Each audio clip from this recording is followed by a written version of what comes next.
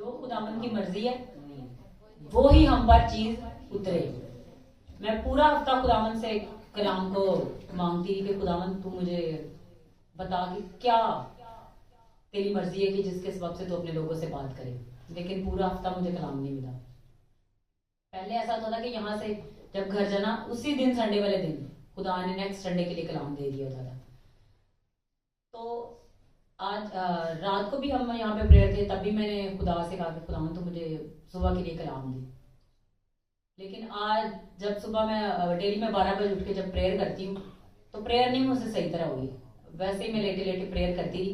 Prayer करके वो उठी तो मैंने अपनी बाइबल खोली, मैंने खुदा से कहा कि मुझे बता आज का क्या कलाम है। तो जो मेरी डिक्लेरेशन है वही खुदा ने मुझे दी कि ये आज का कलाम है जिसके सबब से हम अपनी जिंदगियों में रूह में तरक्की करके अपनी उस चीज को जो खुदा हमारी जिंदगी में चाहता है, जो वक्त के हिसाब के जरूरत के मुताबिक हमारी जिंदगी के लिए चाहिए, वो खुदा हमारी जिंदगी में करे।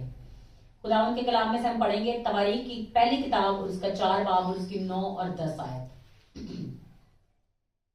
और यबीज अपने भाइयों से मुअज्जज था और उसकी मां ने उसका नाम यबीज रखा, क्योंकि कहती थी कि मैंने गम के साथ उसे जन्म दिया। और यबीज ने इस्राएल के खुदा से ये दुआ की कि आह तू मुझे वाकई ही बरकत दे और मेरी हदूद को बढ़ाए और तेरा हाथ मुझ पर हो और तू मुझे बदी से बचाए ताकि वो मेरे गम का बायस ना हो। और जो उसने मांगा खुदा ने उसको बख्शा। खुदावन के कलाम के मुताबिक ये यबीज की खुदा से दुआ थी। उसने अपने मुश्किल वक्त में खुदा के हुजूरी में ये दुआ की कि खुदावन तू मुझे वाकई ही में बरकत दे और मेरी हदूद को बढ़ाए और तेरा हाथ मुझ पर और तू मुझे बदी से बचाए। इसमें काफी सारी चीजें हैं हमारे सीखने के लिए। ये अगर आप पूरी बाइबल में पढ़े तो यबीज का आपको कहीं भी जिक्र नहीं मिलेगा। सिर्फ इन 2 आयात में यबीज का उसने क्या किया, सब कुछ इसी के अंदर स्टोर है। और वो हमने अपनी खुदा के साथ कनेक्शन से, खुदा के कलाम में से वो चीज लेनी होती है। अब बाज दफा अगर हम उर्दू में पढ़ें, उर्दू की बाइबल में पढ़े तो बहुत सी चीजें जो है वो हमारी समझ में वैसे नहीं आती। जैसे हम इसको किंग जेम्स वर्जन या दूसरी इंग्लिश की ट्रांसलेशन है उनको पढ़ें तो वो हमारी अंडरस्टैंडिंग में उतरती है। तो मैंने जैसे ये वर्स पढ़ी तो मैंने इसको इंग्लिश में निकाला, तो वहां पर लिखा था कि तू मुझे वाकई ही बरकत दे और मेरी हदूद को बढ़ाए। तो मुझे वहां पर मिला कि तू मेरी डोमिनियन को बढ़ा दे।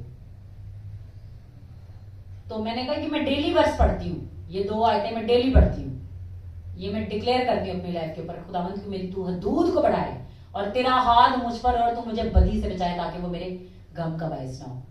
तो खुदा ने जो इसमें से चीज निकाली हमारे लिए वो है डोमिनियन, इख्तियार। मेरी हदूद को बढ़ा दे मतलब अगर मैं एक जगह पर, एक घराने पर मेरा इख्तियार है तो अब मेरा इख्तियार उस चीज से बढ़ जाए। तो ये यहाँ पर जितने मौजूद हैं उन सबके लिए कि अब हमारी खुदावंद हदूद को बढ़ाए। तो ये खुदा ने आज कलाम दिया क्यों? पहले तो ये सोचने की बात है कि अगर हम इस चीज को देखें तो ये खुदा ने दिया ही क्यों है।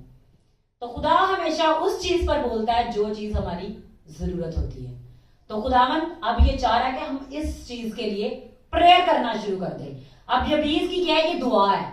ये 2 आयतें यबीज की दुआ है, वो दुआ को जाहिर करती हैं। अगर आप याकूब को देखें, जब वो अपने घराने में वापस आ रहा था अपने मामू के घर से, तो उसकी दोनों बीवियां उसके साथ थी। जब उसने देखा कि उसका भाई उसके मुकाबला के लिए निकल कर आ रहा है और वो कितने 400 आदमियों को लेकर उसके मुकाबला के लिए आ रहा है, मिलने के लिए आ रहा है। वहां पर लिखा है मिलने के लिए आ रहा है। अब ये देखे कोई आपको मिलने के लिए आया तो वो 400 लोग लेके आएगा? कितने लोग लेके आ, चलो 10 भी लगा ले, 20 भी लगा ले, 400 आदमी लेकर वो अपने भाई को मिलने के लिए आ रहा है। जब उसको ये इतला मिली तो उसने 3 गौल बनाए, अपनी बीवियों को, अपने जानवरों को, सबसे आगे उसने अपने जानवरों को रखा ताकि वो ये शो करे कि ये मेरा वो हदिया है। हालांकि हदिये के लिए भेजा था कि ये हदिया तू मेरी तरफ से कबूल कर, तो मेरी तरफ से हदिया कबूल कर और तेरा कहर मुझ पर से टल जाए। अब पुराने अरना में हम अगर हम कलाम को देखें तो वहां पर जंगें होती थी और जब एक बादशाह दूसरी कौम पर गलबा नहीं पा पाता था तो वो दूसरे बादशाह को अपने साथ मिलाता था और उसे हदिया देता था कि ये मेरा तेरे पास हदिया है, तू अब मेरी तरफ से मेरे साथ जंग करने के लिए दूसरी कौम के ऊपर जा। तो उसने भी हदिया सबसे पहले अपने आगे भेजा। तो वहां पर वो सबसे पीछे रह गया और वहां पर उसने पूरी रात दुआ करने में गुजार दी। और वो जो दुआ है सेम इस दुआ के साथ मैच करती है। अब उस दुआ पे उसने क्या किया, उसने कहा कि खुदावन तू मुझे बरकत दे। अब पूरी रात उसने फरिश्ता से जंग लड़ी। जंग किस बात की लड़ी कि तू मुझे बरकत दे। वो फरिश्ता उसे बरकत दिए बगैर उसे छोड़ के जाना चाहता था, लेकिन क्या उसने पूरी रात उसे पकड़े रखा कि तू मुझे बरकत दिए बगैर यहां से जा नहीं सकता। और वहां पर खुदावन के कलाम में लिखा है कि सुबह फटने के वक्त उसके अंदर की नस चढ़ गई और फिर फरिश्ता ने उसे बरकत दी और उसका नाम बदलकर याकूब से इसराइल रख दिया। और इसराइल का क्या मतलब है, जिससे 12 कबीले निकले हैं, इन सारे कबीलों का बाप इसराइल। अब इब्राहिम के बारे में हम जानते हैं, उसको कहा जाता है कि कौमों का बाप है। अब कौमों का बाप है, उससे ये वादा किया गया था कि तेरे घराने से सब कौमें बरकत पाएंगी। अब याकूब से वो खानदान और वो कौमें निकलनी थी। इब्राहिम से भी निकली, इसहाक से भी निकली, लेकिन इसकी कितने बेटे थे, 12 बेटे थे और 12 बेटों से वो औलाद निकलती थी। तो वहां पर उसका नाम क्या रख दिया गया, इसराइल। कोई भी उसके बाद याकूब को याकूब के नाम से नहीं जाता था। बेशक वो दुआ जरूर करते थे इब्राहिम, इसहाक और याकूब का खुदा, लेकिन आज भी अगर हम देखें तो कह देते हैं बनी इसराइल की सी बरकत। बरकत किसको दी जाती है, एक पूरी कौम को। तो इसराइल, उसको एक बंदे से एक पूरी कौम बना दिया गया, बरकत दी। पहले उसका नाम याकूब था और वो कहते हैं याकूब का उसने अपने भाई को धोखा देकर उससे पलौठे होने का हक लिया था, और वो ही नाम बदलकर जो उस धोखे में था उसको चेंज करके इसराइल रख दिया गया, 12 कबीलों का बाप। तो उससे जो 12 कबीले चले उनसे वो सारी कौमें निकली और यहूदा के खानदान से यीशु पैदा हुआ। और यीशु क्या है, अब तक सरदार काहिन भी है, वो बादशाह भी है और वही आज तक हमारे लिए मौजूद है। तो उसने उस वक्त क्या की, पूरी रात उसने क्या किया था, वहां पर लिखा कुश्ती लड़ी है। तो वो कुश्ती क्या है, वो उसकी प्रेयर है। उसने पूरी रात दुआ करने में गुजार दी। अब अगर हम देखें तो यहाँ पर आप लोगों को काफी एक्सपीरियंस हो गया होगा कि जब हम वर्शिप कर रहे होते हैं तो समीना भी अक्सर बता रही थी कि फरिश्ते उतर रहे हैं, वो कुछ लिख रहे हैं। वो जो कुछ भी हम यहाँ पे प्रेयर्स कर रहे होते हैं, जो कुछ हम खुदा की हुजूरी में अपनी रिक्वेस्ट को रख रहे होते हैं, वो लेके बाप के पास जाते हैं और बाप के पास से वो जवाब आता है। ठीक है, तो उसने पूरी रात दुआ करने में गुजार दी और सुबह फटने के करीब फरिश्ता ने क्या किया, उसको बरकत दी और उसका नाम बदलकर याकूब से इसराइल रख दिया गया। अब हम आते हैं इस पर। अब यबीज क्या था, अपने भाइयों से मुअज़्ज़िज़ था और उसकी मां ने उसका नाम यबीज रखा क्योंकि कहती थी कि मैंने गम के साथ उसे जन्म दिया। अब इसका बैकग्राउंड ये है कि उस वक्त बनी इसराइल पर दूसरी कौमें हुक्मरान थी और बनी इसराइल बहुत तकलीफ में थे। वो इतनी तकलीफ में थे, तभी उसकी मां ने कहा कि मैंने इस दुख में, तकलीफ में, जहां पर और कौमें हम पर इख्तियार की है, मतलब उनका हम पर गलबा है, उनका हम पर इख्तियार है, वो हमें कुचलते हैं, वो उनकी डोमिनियन है हमारे ऊपर, लेकिन उसने कहा कि मैंने गम के साथ इसे जन्म दिया। ठीक है, उसकी मां ने उसका नाम रख दिया। और ये सिर्फ यबीज की दुआ अपने लिए नहीं थी, उसने ये इसलिए दुआ की थी ताकि ये पूरी कौम के लिए वो गलबा पा सके। तो वहां क्या लिखा है, यबीज ने इसराइल के खुदा से ये दुआ की। अब मैंने आपको पहले कहा कि वहां पहले दुआ कैसे की जाती थी, इब्राहिम का खुदा, इसहाक का खुदा और याकूब का खुदा। और जब नाम चेंज हो गया तो क्या होगा, याकूब ने इसराइल के खुदा से ये दुआ की कि तू मुझे वाकई ही बरकत दे और मेरी हदूद को बढ़ाए। उसने क्यों ये कहा कि इसराइल के खुदा से, क्योंकि इसराइल की जो बरकत याकूब को मिली थी, उसने कहा वो ही बाप जो इसराइल के उस दौर में याकूब की लाइफ में मैनिफेस्ट हुआ था, उसने उसको बरकत दी थी और उसका नाम बदलकर याकूब से इसराइल रख दिया था, वही खुदा आज मेरे लिए उतरे और मुझे बरकत दे। हालांकि कलाम में अगर हम ऊपर उसकी 9वीं देखें तो लिखा है यबीज अपने भाइयों से मुअज़्ज़िज़ था, मतलब उसका इख्तियार था, वो कबीला के ऊपर उसकी अथॉरिटी थी, लेकिन क्या है, वो चाहता था कि अब बनी इसराइल को वो लीड करे, कि जब बनी इसराइल एक दूसरी कौम के अंडर है, उनके इख्तियार में, उनके डोमिनियन उसके ऊपर है, अब आप ये देखें, बाज दफा घर में ज्वाइंट फैमिली सिस्टम होता है, तो ज्वाइंट फैमिली सिस्टम में इस तरह से होता है कि बाप की अथॉरिटी सबके ऊपर होती है, होता भी ऐसे ही है।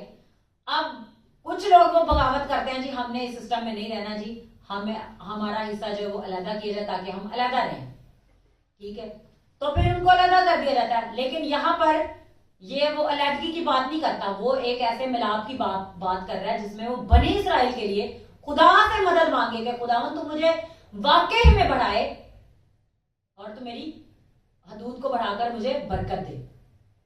अब जब बनी इसराइल ने खुदा ने याकूब का नाम बदल के इसराइल रख दिया तो क्या हुआ था?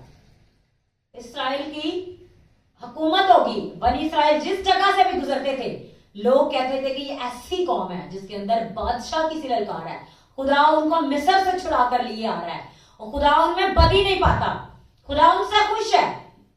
और वो जहां पर जाते थे उनके पास इतनी भेड़ बकरियां और जानवर थे कि वो उस जगह पर हुकूमत करना शुरू कर देते थे और वो लोग उनके मगलूब होते थे। अब जब बनी इसराइल मिस्र में गए तो वहां पर मिस्री उनसे खाइफ हो गए कि ये तो लोग बढ़ते जाते हैं, ये तो हम पर गलबा पा लेंगे, इनको अपने पस्त कर लो, इनको नीचे कर लो ताकि इनका हम पर कोई इख्तियार। सब मेरी तरफ अपना ध्यान रखें, ये हम पर गलबा पा लेंगे, ये बढ़ जाएंगे और फिर ये हम पर हुकूमत कर लेंगे। अब क्या चीज है? डोमिनियन है जी, इख्तियार, अथॉरिटी, हुकूमत, ठीक है। तो क्या है जी, हमने खुदा से क्या मांगनी है? डोमिनियन। किस चीजों पे? अब काफी सारी चीजें हैं। एक है जी हमारे फाइनेंसेस के ऊपर, जिस शैतान ने कंट्रोल किया हुआ है उस शैतान के ऊपर हमारी डोमिनियन हो जाए। जिसने हमारी फैमिली में, हमारे घराने में डोमिनियन को अपने रखा हुआ है उस पर हमारा कंट्रोल हो जाए। जिस फैमिली मेंबर के किसी पर्सन को किसी ने पोजेस किया हुआ है उस डीमन के ऊपर हमारा डोमिनियन हो जाए, हमारा इख्तियार हो जाए। तो ये खुदावंद ने आज हम सब के लिए कलाम दिया है। आप देखेंगे हर एक को अपने घर में, अपनी फैमिली में किसी न किसी इश्यूज का सामना है और खुदा उसे गाइड भी कर रहा है। काफी लोगों के कॉल्स आती हैं और पूछते हैं कि ये ख्वाब में है, उनके ख्वाब प्रोफेटिक भी होते हैं और उनके मुताबिक हम उनको बताते हैं किस तरह से प्रेयर करनी है। ये खुदा आपको इस तरह से ये गाइड कर रहा है। तो क्या है जी? डोमिनियन। हमें उन चीजों पर अब इख्तियार खुदा से मांगना है। ये नहीं है कि कुछ चीजें होती हैं वो जंग करके हम ले लेते हैं, कुछ चीजें जंग के बगैर ही हम ले सकते हैं, उसके लिए हमें जंग करने की जरूरत नहीं है। क्यों हमें जरूरत नहीं है? क्योंकि अगर हम अकेले ही जंग करते रहे तो क्या हम अकेले गलबा पा सकते हैं? कुछ चीजें ऐसी हैं जिनको गिराने के लिए हमें बाप की हजूरी में झुकना है और बाप कह रहा है कि उन चीजों पर हमारी डोमिनियन हो, उन लानती तस्वीरों पर, उन बंदरों पर, उन जुओं पर, उन तारीकी की कुव्वतों पर, हर एक उस इख्तियार पर जो हमें मगलूब करना चाहता है, हमारी डोमिनियन हो, हमारा इख्तियार हो और वो हमारे आगे खड़े न रह पाए। जैसे खुदा का कलाम कहता है कि हमारे दुश्मन आएंगे एक रास्ता से और वो भागेंगे 7-7 रास्तों से। क्यों खुदा ने 7-7 रास्तों से कहा? क्योंकि वो एक नहीं है। अगर एक हो वो तो एक रास्ते से भाग जाए। हमारे मुखालिफ बहुत से हैं। शैतान एक है, उसकी तारीकी की कुव्वत है, उसकी फोर्सेस, उसकी जो पावर है जमीन पर वो बहुत है, लेकिन हमारे बाप की पावर उससे भी ज्यादा बड़ी है। पिछले दिनों हम पैशन ऑफ क्राइस्ट मूवी देख रहे थे। उस मूवी को देखते देखते मेरे अंदर एक चीज चलना शुरू होगी कि यीशु ने कोड़े खाकर इख्तियार लिया। यीशु ने उस रात, जिस रात वो पकड़वाया जाने को था, यीशु ने पूरी रात दुआ में गुजार दी गतसमनी बाग में और वो प्रेयर में क्या कह रहा था कि बाप मेरी नहीं बल्कि तेरी मर्जी पूरी हो। तो हमारी जिंदगी में भी किसकी मर्जी पूरी होनी चाहिए? खुदा की मर्जी पूरी होनी चाहिए। हम में से हर एक को खुदा ने एक स्पेशल मकसद और पर्पस के लिए यहाँ पर जमीन पर पैदा किया है। कोई भी हम में से यहाँ पर फालतू पैदा नहीं हुआ। कोई अक्सर लोग कहते हैं ऐते कारजू वेला ही बैठा है, ऐते फजूल है। किसी को भी खुदा ने फजूल में इस दुनिया में पैदा नहीं किया। हर एक के अंदर खुदा ने अपनी मर्जी, अपना प्लान, अपना इरादा रखा हुआ है कि वो उसे जमीन पर पूरा करे। अब ये अलग बात है कि कुछ लोग खुदा की अथॉरिटी को अपने ऊपर नहीं लेते। जब भी वो कलाम सुनते हैं वो उसको रद्द करते हैं, उसको रिजेक्ट करते हैं और दुश्मन की अथॉरिटी को अपने ऊपर लेकर फंस जाते हैं। हमने किसकी अथॉरिटी अपने ऊपर लेनी है? बाप की अथॉरिटी लेनी है और वो बाप की अथॉरिटी जब हमारे ऊपर आएगी तो वो अथॉरिटी हमें इस काबिल बना देगी कि हमारी अथॉरिटी दुश्मन की कोतों के ऊपर हो जाए। तो हमने क्या करनी है, जिस तरह से अब इसमें भी अगर हम देखें तो ये दुआ की बात सिर्फ ये नहीं है कि हमने 10 मिनट दुआ कर ली, 5 मिनट दुआ कर ली। अगर हम याकूब के बारे में देखें तो वहां पर लिखा है कि इस्राएल ने पूरी रात दुआ में गुजार दी याकूब ने, तब उसको बरकत मिली। अब मुझे नहीं पता, ये जो पॉइंट मुझे खुदा दे रहा है वो मुझे अभी आपके लिए दे रहा है। पहले जो पॉइंट था वो डोमिनियन था कि अगर आपको अथॉरिटी चाहिए इन चीजों पर, आप एक चीज में फंसे हुए और आप उस चीज से निकल नहीं रहे, आप प्रेयर करते रहते हैं, 10 मिनट की प्रेयर, 15 मिनट की प्रेयर, चलो कभी घंटे की 2 घंटे की हो गए, इन प्रेयर से आप उन कोतों पर गलबा नहीं पा सकते जो आपके ऊपर अथॉरिटी अपनी बनाकर बैठे हैं। तो हमें क्या अपनी प्रेयर्स को बढ़ाना है ताकि हमारी अथॉरिटी भी बढ़े।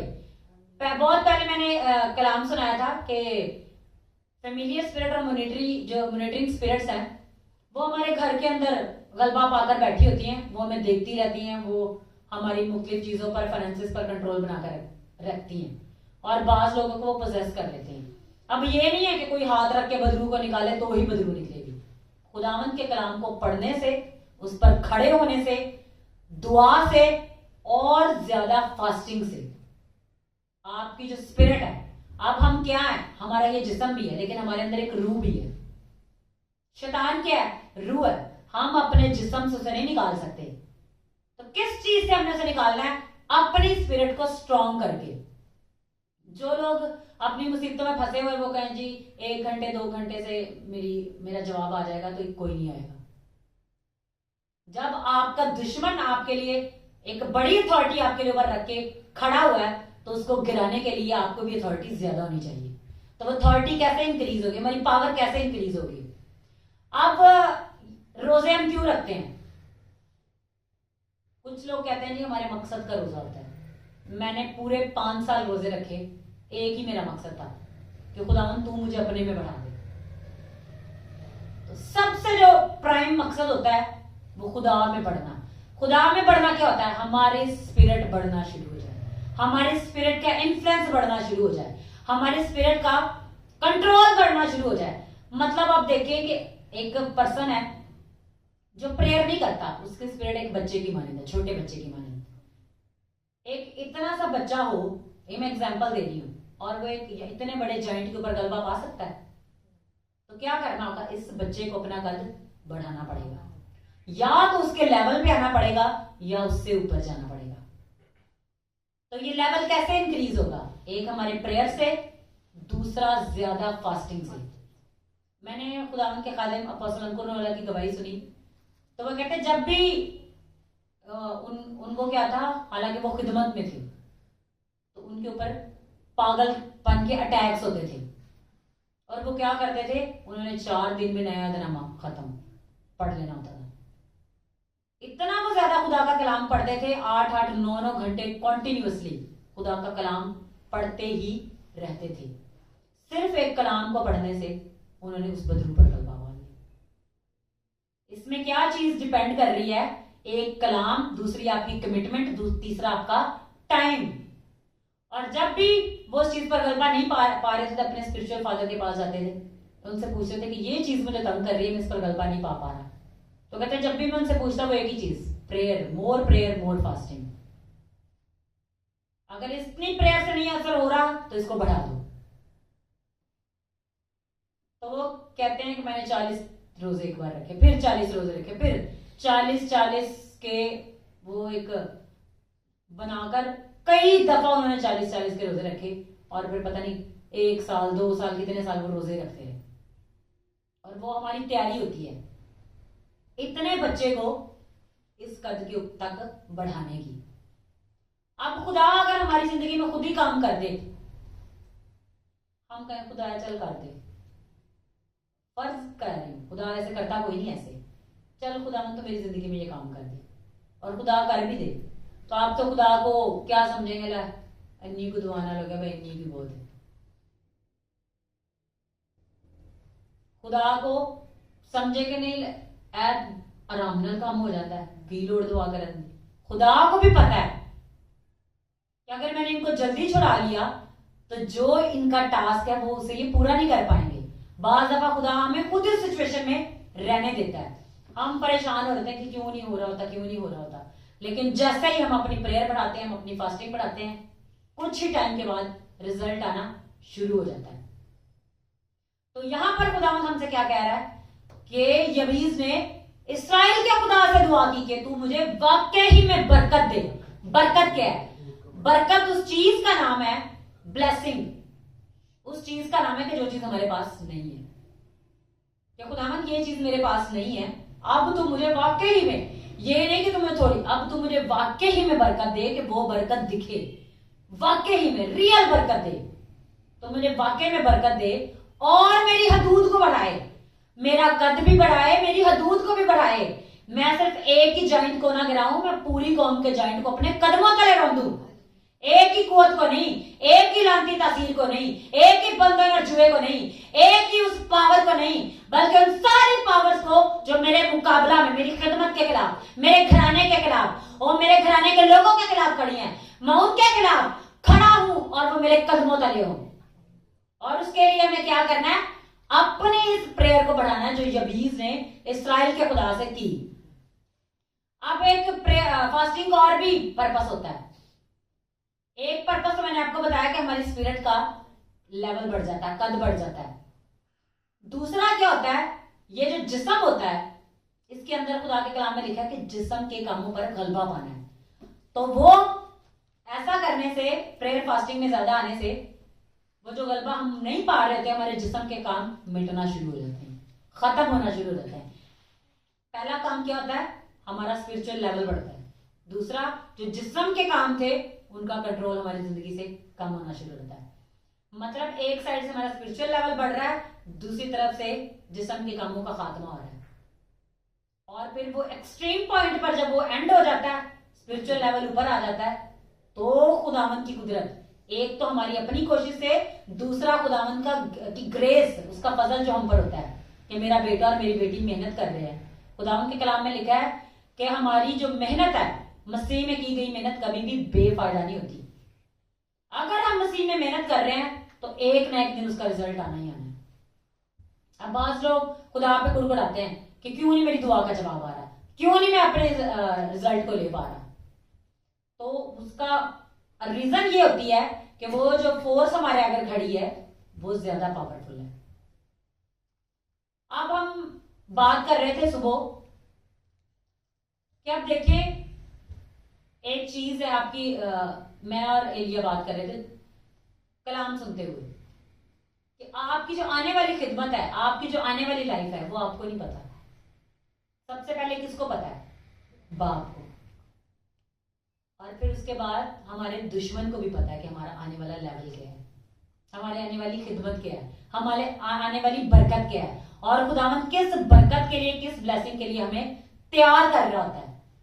और जब वो चीज वो देख लेता है तो फिर वो क्या करता है? हम पे अटैक करना शुरू कर देता है ताकि हमें उस पॉइंट पर पहुंचने से रोके। वो क्या कर रहा है? पूरी कोशिश कर रहा है कि हमें रोके। अब वो तो हम पे पूरी कोशिश कर रहा है हमें रोकने के लिए, हम उसे भगाने के लिए कितनी कोशिश कर रहे हैं? क्योंकि खुदावंद का कलाम कहता है कि इब्लीस का मुकाबला करो तो वो तुमसे भाग जाएगा। हम कितना परसिस्टेंट है उस मुकाबले में। मुकाबला हमने कैसा, ये नहीं करना आज तान तेरे में जुतियां मारा, तेरे में तो बड़ा नहीं, घुटनों के बल झुके प्रेयर में, दुआ में हमने खुदा के हुजूरी में झुके खुदा से मांगते जाना है। जैसे यबीस ने खुदा से दुआ की कि तू वाकई में मेरी हदूद को बढ़ाए और तेरा हाथ मुझ पर हो।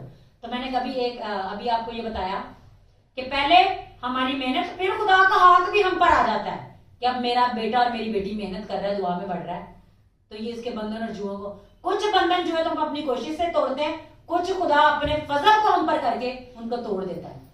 अब ये नहीं है कि हम अकेले ही मेहनत कर रहे हैं, खुदा भी हमारे साथ अपने हाथ को बढ़ाए हुए है। इसीलिए खुदा के कलाम में लिखा है जो हक ताला के पर्दा में रहता है वो कादर मुतले के साय में सुकूनत करेगा। हक ताला में के पर्दा में रहने के लिए भी हमें मेहनत करनी पड़ती है। मतलब खुदा की हजूरी में ज्यादा से ज्यादा आना पड़ता है, खुदा की हजूरी में ज्यादा से ज्यादा रहना पड़ता है। अब कहेंगे जी खुदा की हजूरी में कैसे रहें?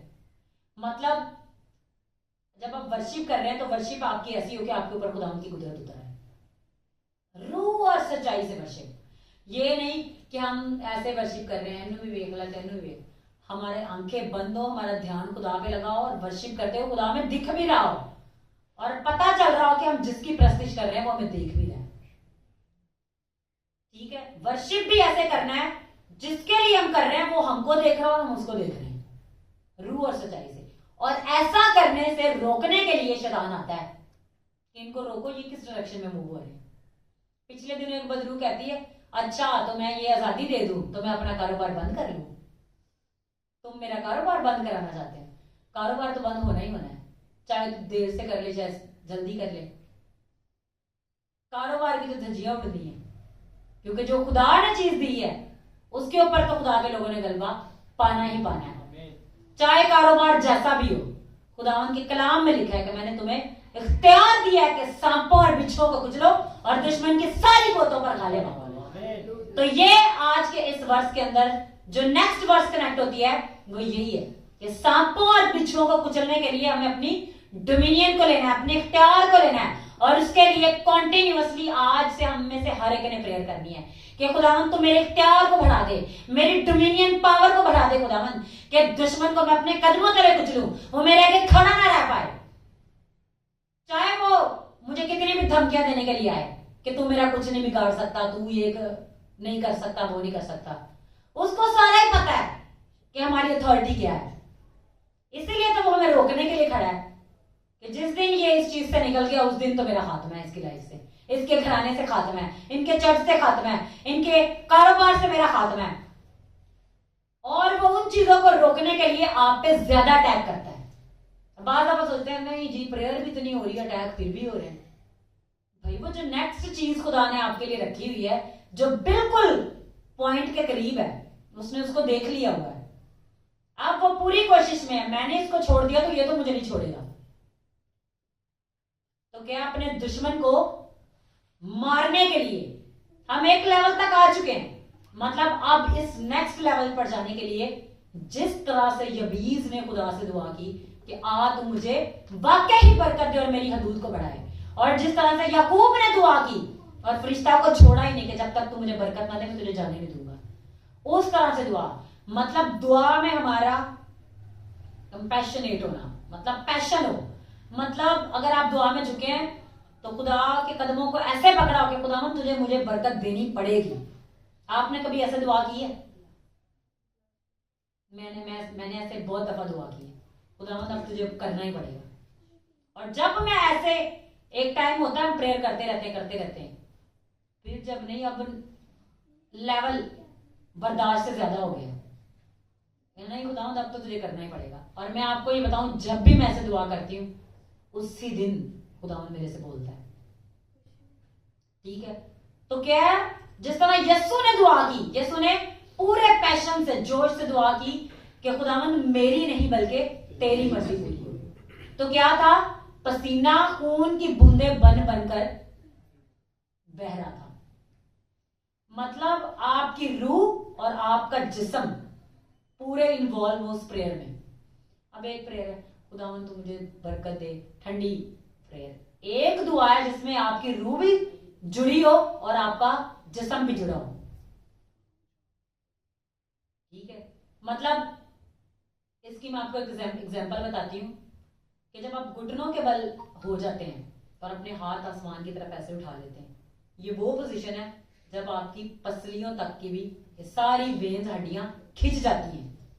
इसमें क्या हो रहा है, आपकी बॉडी की फोर्स लग रही है, आपकी एनर्जी यूज हो रही है, मतलब आपकी जान यूज हो रही है। फिर आप प्रेयर करते करते खुदावन की कुदरत आपके ऊपर उतरना शुरू हो जाए, खुदा की रूह भी आ गई इसमें। इस तरह की प्रेयर्स खुदा कह रहा है कि अब आपने करना शुरू करनी है, और ये आप में से हर एक का टास्क है कि आप ऐसे प्रेयर्स करें कि उनके वाकई में जवाब आए। ये नहीं कि हम अपनी मुसीबत के लिए अब ये चीज आ गई अब वो चीज आ गई है, नहीं, जो भी आ गया है अब हम भी खड़े हैं। हमने अब कैसे प्रेयर करनी है कि वाकई में जवाब आए, और हमने खुदा से कहना है कि तू मुझे वाकई ही बरकत दे और मेरी हदूद को बढ़ाए और तेरा हाथ मुझ पर हो। ये नहीं कि मेरी डोमिनियन तो हो गई है, वो मेरे इख्तियार के नीचे है, पर नहीं बाप, तेरा हाथ भी मुझ पर हो ताकि तू मुझे बदी से बचाए। मतलब जितनी भी डार्कनेस की फोर्सेस हैं, अब वो मुझ पर कंट्रोल भी ना कर पाए। एक तो मेरा उन पर इख्तियार हो, दूसरा वो किसी भी खुले रास्ता से आकर मेरे ऊपर कब्जा भी ना कर पाए। उसमें क्या, जिस्म के सारे कामों पर भी मेरा कंट्रोल हो जाए, मेरी रूह पर भी कंट्रोल हो जाए, मेरी जान पर, जिस्म पर कंट्रोल हो जाए, और दुश्मन फिर मेरे कदमों के नीचे ही रहे और वो उठ भी ना पाए। वो जब कोशिश करे वो दोबारा कदमों के नीचे और कुचला जाए, क्योंकि उसका काम ही है। खुदावंद के खादमों से मैंने सुना है कि ईमानदार का इख्तियार है कि इस दुश्मन को डेली अपने कदमों के तले कुचलना, अपनी प्रेयर्स के थ्रू। तो हमने क्या है, अब डेली कुचलना है। अगर आपकी प्रेयर में ऐसा पैशन नहीं था तो अब आपकी प्रेयर्स में खुदा कह रहे इस पैशन को ले आए। वाकई ही में खुदा से उस तरह से प्रेयर करना शुरू करें जैसे बाप कह रहा है। अब बनी इस्राइल अगर वो ऐसे प्रेयर ना करता तो वो 400 आदमी तो आकर उसे मार लेते। तो आपके खिलाफ भी इतनी बड़ी फोर्सेस दुश्मन ने रिलीज इसलिए की हुई हैं ताकि वो आपको मारे। पर अब आपने क्या करना है, बाप के साथ घुटनों के बल होके झुक जाना है। ये 400 लोग आए तो जरूर, लेकिन इनको रास्ता ही ना मिले अपने हमने भागना किस तरफ है। और खुदावंद के कलाम के मुताबिक खुदावंद ने एक एक बंदे के अंदर ऐसी कुदरत, अथॉरिटी रखी हुई है। जब हम पैदा होते हैं हर एक चीज हमारे अंदर इंस्टॉल करके भेजी जाती है, तो हमें उसे एक्टिव करना होता है। एक्टिव कैसे करना होता है, बाप के साथ, रूह और सच्चाई के साथ जुड़ के, कनेक्शन बना के, उसके साथ रूह और सच्चाई में बातें करके, उसके साथ जुड़े रहने से, वर्शिप करके, कलाम को पढ़ के, दुआ रोजे में पढ़ के हमने उन चीजों को एक्टिव करना होता है। आपको पता है कि जब आपकी प्रेयर फास्टिंग ज्यादा होती है फोर्सेस भी एक्टिव हो जाती है। जब फोर्सेस एक्टिव हो गई हैं तो हमारे अंदर खुदा की कुदरत एक्टिव नहीं होगी। वो सेंस कर लेती है कि इनके अंदर तो खुदावंद की कुदरत एक्टिव हो गई है। और फिर क्या है जी, ना सिर्फ हमारे अंदर खुदा की कुदरत एक्टिव होगी, बाप का हाथ भी हमारे ऊपर आ जाएगा। तो हमने क्या करना है, अब उस पावर को और ज्यादा एक्टिव करने के लिए और बाप के हाथ को अपने ऊपर लेने के लिए हमने मोर स्ट्रगल को खात्मा करके मोर प्रेयर और मोर फास्टिंग और मोर बाइबल स्टडी में आ जाना है। वो चीजें जो हमें रोक रही हैं, अब हमने उन पर गलबा पाना है, उनके ऊपर डोमिनियन हमारी है। आज मैं यहां पर मौजूद एक एक जिंदगी के लिए डिक्लेयर और क्लेम करती हूं कि जो इस कलाम के मुताबिक उस पैशनेट प्रेयर में आज खुदावंद के साथ, अहद के साथ बंद कर उस प्रेयर को करना शुरू कर देंगे। खुदावंद कह रहा है कि वो अपने दुश्मनों पर फतह पाएंगे, गलबा पाएंगे यीशु के नाम में, उनके डोमिनियन होगी और दुश्मन उनके कदमों के नीचे होगा। रे रामा बाजे मेरा बारा बारा बारा। और मैं देख रही हूं कि यहाँ पर कुछ लोगों के कदम जो है वो बहुत सी फोर्सेस के ऊपर है और एक एक कदम के नीचे बहुत सारी फोर्सेस है।